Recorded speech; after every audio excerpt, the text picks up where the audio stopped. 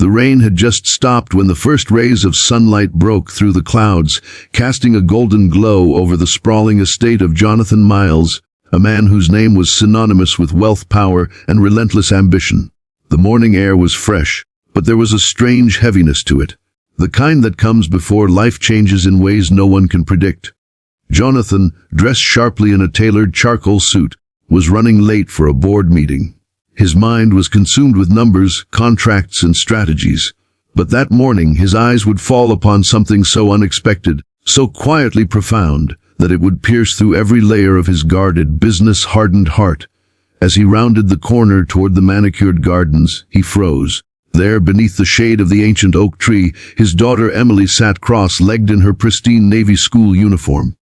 Beside her was a girl in torn, mud-stained clothes, her hair unkempt, her feet bare against the soft grass. Between them lay an old, battered book, and the homeless girl, eyes bright yet shadowed by hardship, was teaching Emily how to solve a math problem with the patience of a seasoned tutor. If you believe in kindness, second chances, and the power of one small act to change everything, please take a moment right now to like, comment, share, and subscribe to Kindness Corner. Your support helps us keep telling these real and inspiring stories to the world. Jonathan's first instinct was confusion, then alarm. How had this stranger wandered past his security?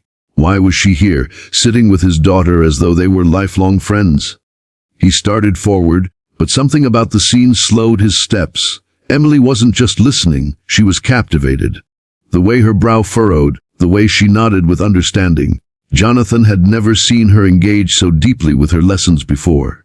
The homeless girl, whose name he would later learn was Grace, spoke in a soft, steady voice, her finger tracing the numbers on the page. Her tone carried no resentment for her circumstances, no bitterness, only the quiet determination of someone who knew the value of learning because she had fought for every scrap of it. Jonathan's thoughts were torn between skepticism and something else he couldn't name, a strange, almost reluctant respect. Still, his protective instincts kicked in. He stepped closer, his polished shoes sinking into the grass, his shadow falling over the two girls. Grace looked up at him, and for a moment, their eyes locked. In hers, he saw a story written in invisible ink, one of hunger, cold nights, and relentless struggle, but also of dignity and pride that no hardship had managed to erase. She didn't flinch or cower, she simply closed the book gently and placed it on the grass, as though ready to be sent away without protest. Later, Jonathan would learn that Grace had been living on the streets since her parents died in a car accident when she was 9. The foster system had placed her in homes where she was little more than free labor, and when she'd run away, the streets became her classroom, the public library her sanctuary. She would sit for hours reading, teaching herself, memorizing pages so she could keep learning even when she had to sleep in a park. That morning, Emily had spotted her lingering near the gates and had impulsively invited her in when she saw Grace eyeing the open book on her lap. What began as a hesitant exchange had turned into an impromptu tutoring session.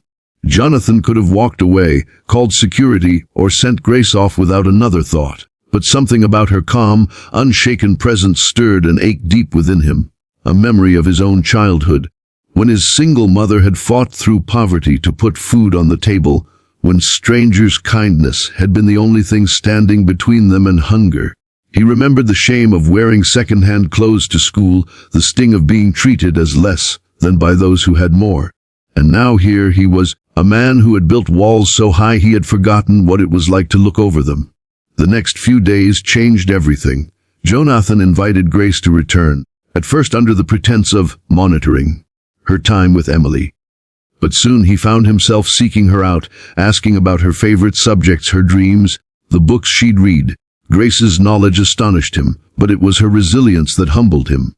She never asked for pity, only opportunity. And when he quietly arranged for her to have clean clothes, warm meals, and a safe place to sleep, she accepted them with gratitude but never with dependency. She still insisted on tutoring Emily, as if proving that her presence wasn't charity, but an exchange of value. Word began to spread in the neighborhood. A CEO known for his strict, no-nonsense reputation had taken in a homeless teenager and was personally overseeing her education. Some whispered about his motives, others praised his compassion. But Jonathan didn't care for the talk. For the first time in years, he felt connected to something real. not contracts, not quarterly profits, but the raw, unpolished beauty of helping another human being reclaim their place in the world. Months later, Grace was enrolled in one of the city's top schools on a scholarship Jonathan had helped secure. She thrived, her grades soaring, her natural teaching ability earning her respect from both classmates and teachers. Emily not only improved academically but grew in empathy, often standing up for other students who were bullied or overlooked. And Jonathan, the man who had once measured his worth in net gains and market shares, found that his proudest achievement wasn't a business deal, but the moment Grace walked onto that school stage to accept an academic award, her eyes scanning the crowd until they found his. If this story has touched your heart, please take a moment to like, share, and subscribe to Kindness Corner. Your engagement helps us bring more true stories of hope and humanity to light. Before we end, we have a special request. Comment below with what kindness means to you and how you've seen it change someone's life. Your words might just inspire someone else to take action. Jonathan often thought back to that first morning under the oak tree, realizing how close he had come to missing the moment that changed him. If he had walked by without stopping, if he had let his fear or pride decide, he might never have known the courage hidden in Grace's heart. She had not only taught his daughter fractions and formulas, she had taught him that kindness wasn't weakness, and that sometimes the greatest investments were made not in stocks or real estate, but in people, especially the ones the world overlooked.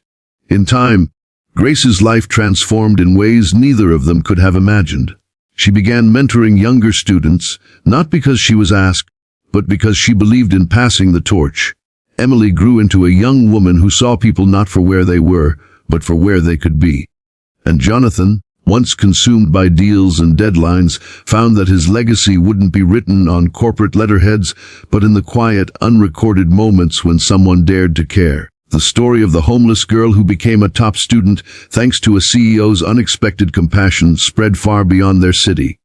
Newspapers wrote about it. Social media lit up with comments from strangers inspired to help the vulnerable in their own neighborhoods.